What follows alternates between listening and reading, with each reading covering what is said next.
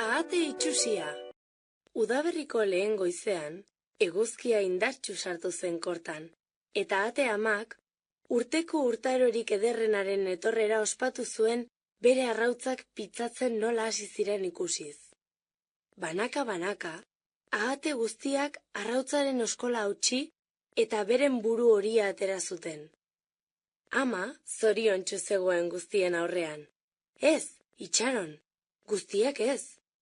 Bazter batean arrautza bat zegoen, handiena, oraindik hautsi gabe.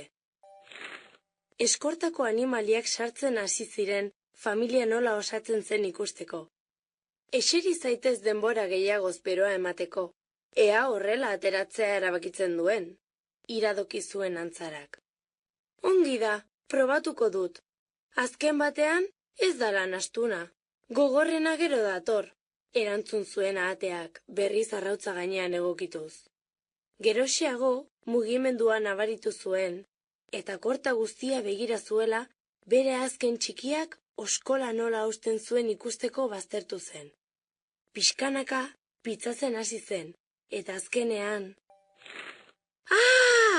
Animalia guztiek atzera egin zuten jauzi azken ahatetxoa ikusita.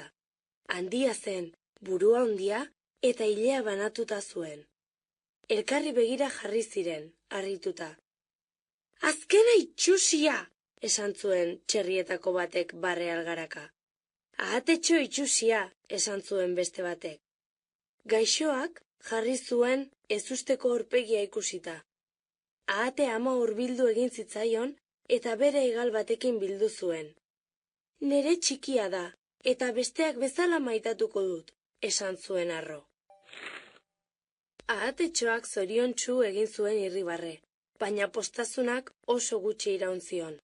Bere anai arrebek inbidia zioten, eta animaliek gustuko zuten ahatetxo itxusia ez izena. Ahate ama urruntzen zenean, guztiak zirikatu egiten zuten, eta bere anai arrebek izorratu egiten zuten. Urmaelean igeri egiten zutenean, ito egiten zuten, eta egan egiten saiatzen zenean, gainera jauzi egiten zioten, ikas ez zezan. Denbora pasatu, eta ahatetxoak bere anai arreben gandik desberdina izaten jarraitzen zuen.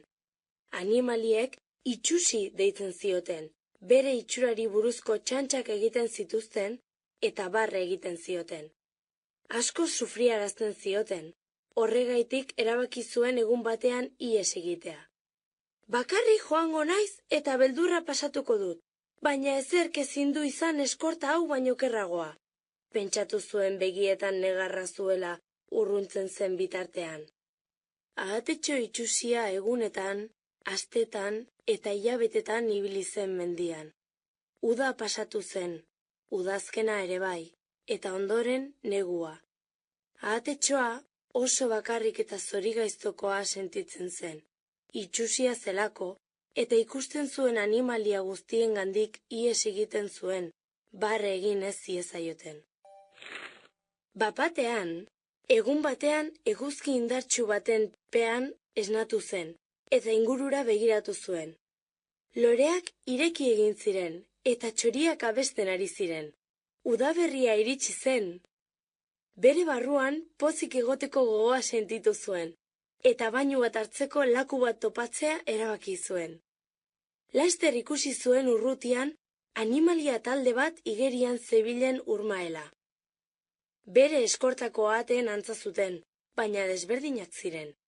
Handiagoak ziren, lepoa luzeagoa zuten, eta ur gainean inoiz ikusi ez zuen dotoreziarekin mugitzen ziren.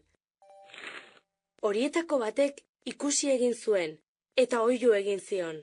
Zer egiten duzu hor gelderik? Etor zaitez jolastera, ez izan lotxatia.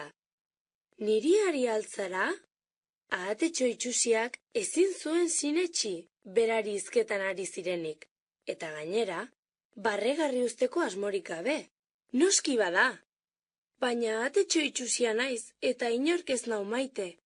Baina nola ahate itxusia? Gertura zaite zuretara, eta begira ezazu zeure burua. Pausoz pauso, urmaelaren bazterrenaino gerturatu zen.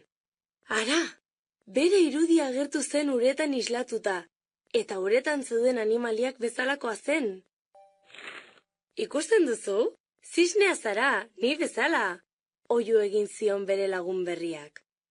Ahatetxo itxusiak jakin zuen zergatik ikusten zuten hain ezberdin. Hazi egin zen, eta orain zisne ederra zen, lepo lirainarekin eta ile luze eta distiratsuarekin. Jauzi batean, uretara sartu zen, eta taldearekin bat egin zuen. Bere arrazakoen artean zoriontsu, bizitza osoa uretan plisti-plasta eginez pasatu zuen, eta urmaeleko animaliarik dotoreenak igerian ikustera gerturatzen ziren ibiltariei, ikuskizun paregabea eskaintzen zien.